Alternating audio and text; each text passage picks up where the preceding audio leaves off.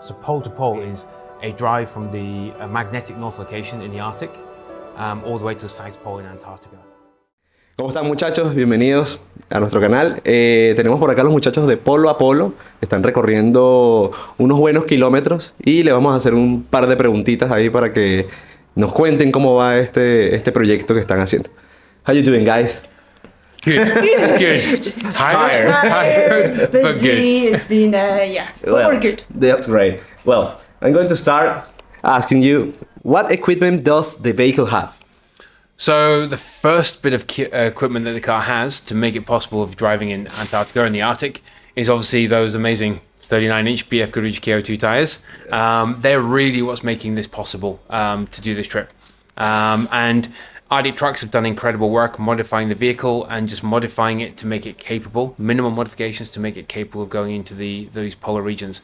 And that is really thanks to those tires. Yeah, another modification we've done is our Arctic trucks have done is the 3 tow hitches in the front and the back of the car, and that's for if we need a little pull in the Arctic, we can connect to those tow hitch points, and also to put a jack onto it so we can jack up the car and get underneath for any repairs. So that's the main modifications, isn't it? Yeah, and then you've got your favorite one. My favorite one is we've added a rooftop tent box, which allows us to sleep flat on the very rare occasions on this trip, but when we got the opportunity, we like to wild camp and sleep on a rooftop tent box. That's great. That's great. Since when are you planning this trip? So this has been in my head and been planned for about 6 years, right? 6 years you came up with this crazy idea.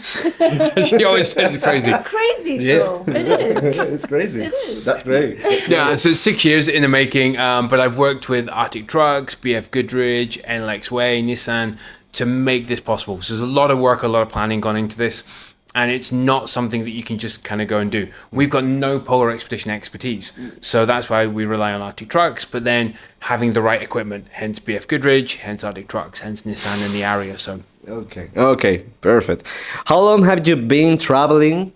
So we've been on the road for about 6.5 months now. We started in March. We hope to finish December. Yeah. We will finish. We will finish in December. December 2023. So We're just not committing to a date. That's all. the whole expedition's about 10 months in total. So what's that? We predicted 27,000 kilometers. Kilometers? Yeah, we've already done that. We've already done that. So the car's clocked over about 34,000 kilometers now? Including the Halifax section. Yeah. Yeah, so over 30,000 kilometers on the same tires. Oof, that's a great question. Okay, why do you change tires? And yeah, that leads on quite nicely because it's mainly because of the advice from Arctic Trucks. So we're going into Antarctica. The main thing is we need as much tread and as traction as possible. So that's why we're changing out. And this is the best opportunity, right? We're in Santiago. We're with you guys. We're the best place to do we're with the We're experts. In So we get the tires changed out. They get to bed in a little bit before we get to Antarctica.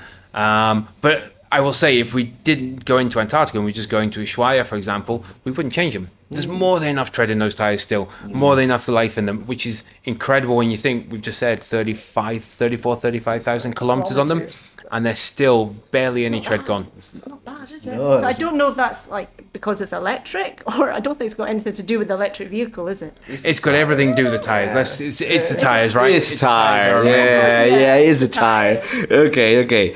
Why did you choose this dimension?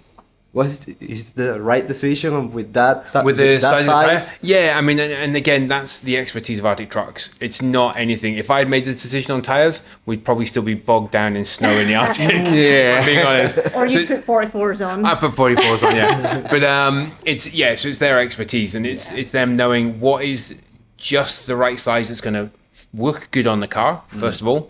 And is going to then make it possible for us to track across those terrains.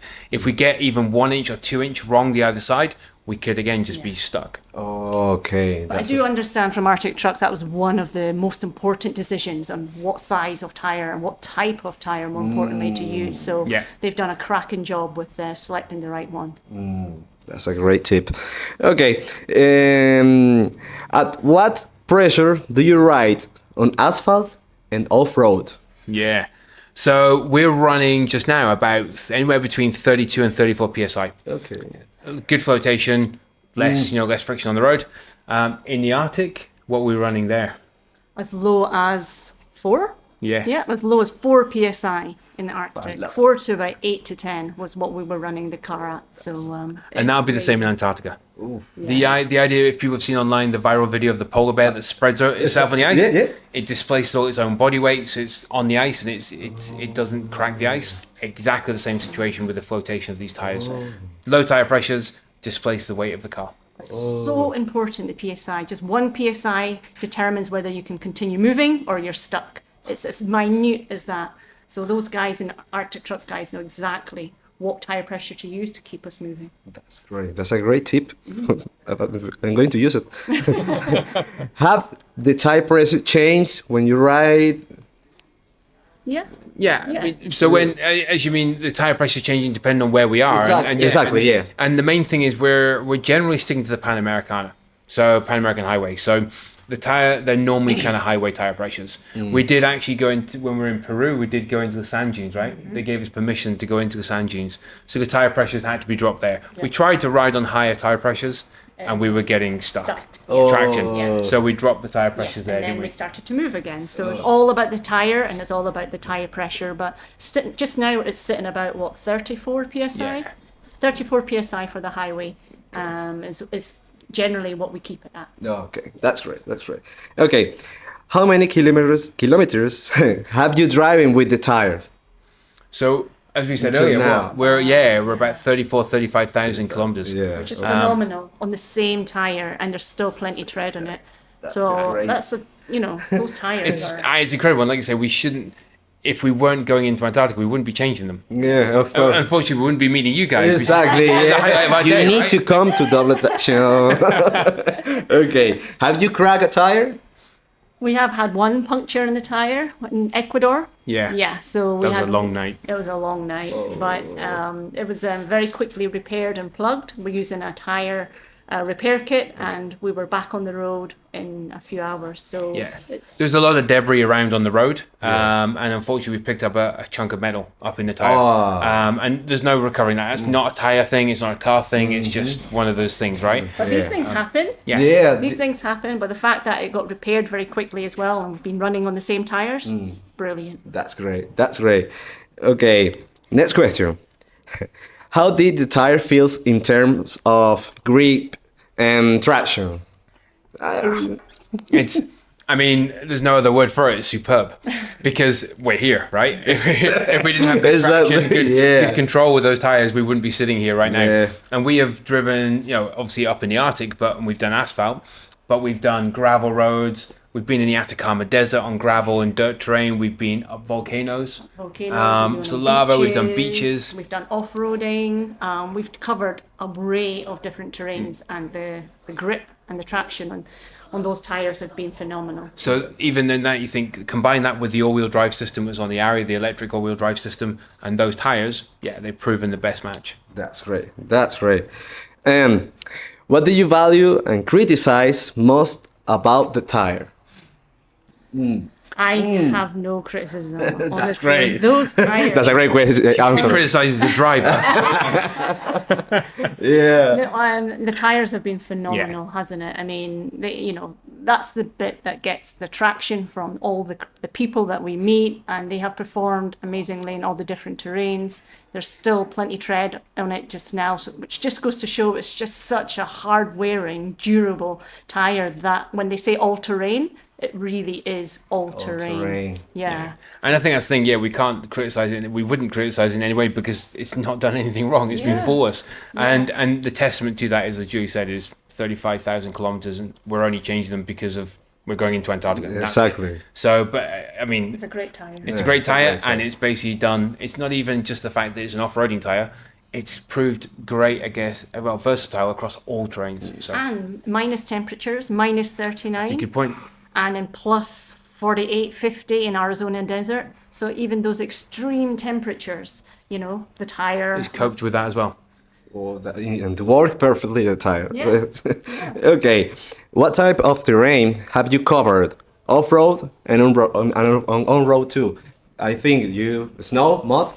Yeah, pretty much everything. Snow, mud, as you're saying, gravel, dirt, We've done volcano lava, kind of molten lava. Yeah, Not yeah. molten lava, but the solid lava. I've forgotten the name of it now.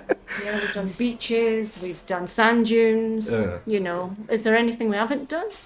We haven't done like climbing. Rock crawling? No, we haven't done rock crawling. No. But the car's not built for that, right? Yeah. It's not a Wrangler. But it's and Yeah. I think for that it's just showing that car is able to do cross terrains, not just essentially what it's designed to do. It's done multi-terrain. That's great. That's I'm great. just waiting for it to float on water. That's the Oh, next yeah, please. I need to Make see it that. amphibious. I need to see that. Okay. What was the hardest recovery you have?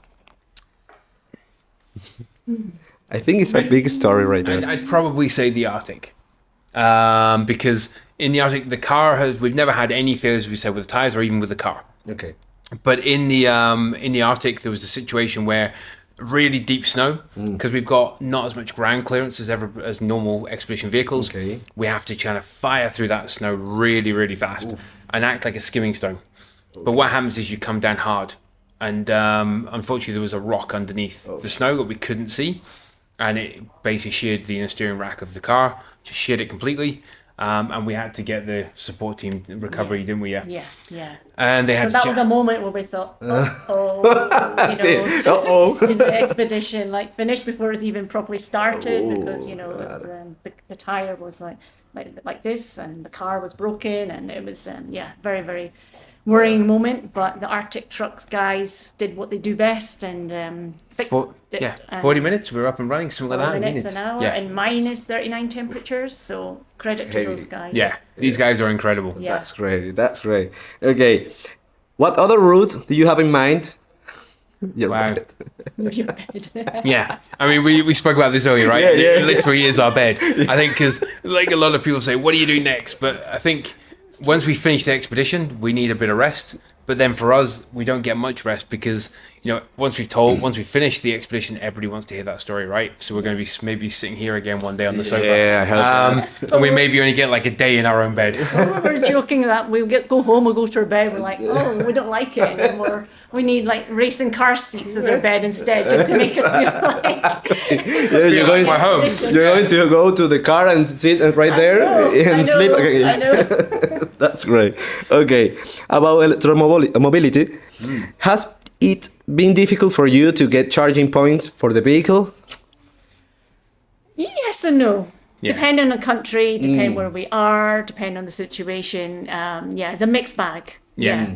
Like in Canada and America, there's plenty of charging points, public charging points. Great. Sometimes they work, sometimes they don't. And then as we went into South America and Central America, we worked with our partner NLXWay to really support us getting charging along the way, and also Nissan as well. They support us to find the gaps. But there were some areas where it was challenging. And Yeah. but that's where the funny stories come. Yeah, Very that's funny story. that's a story. We charged in a petrol station one night, and this was here in Chile. We charged in a petrol station. We needed a domestic plug socket because that's the only thing that was around, and it was the only socket they had was in the window of the toilet. The public toilet. Public toilet. So we're plugged in inside, and people were going to the toilet with our charging cable hanging in right beside the sink. And we're sleeping outside the window. And, Yeah. But You that's have what we to do do. it. You Yeah, have to do you've got to it. do what you got to do. But you know what? It just goes to show there's electricity anywhere. Even in a public toilet, if it has a socket, there's electricity. You need. That's a great part. But one thing we're doing this expedition is working with NLXWay to put chargers in the ground. So now, between here and Punta Arenas, for example, every 80, 100 kilometers, we've got a charger.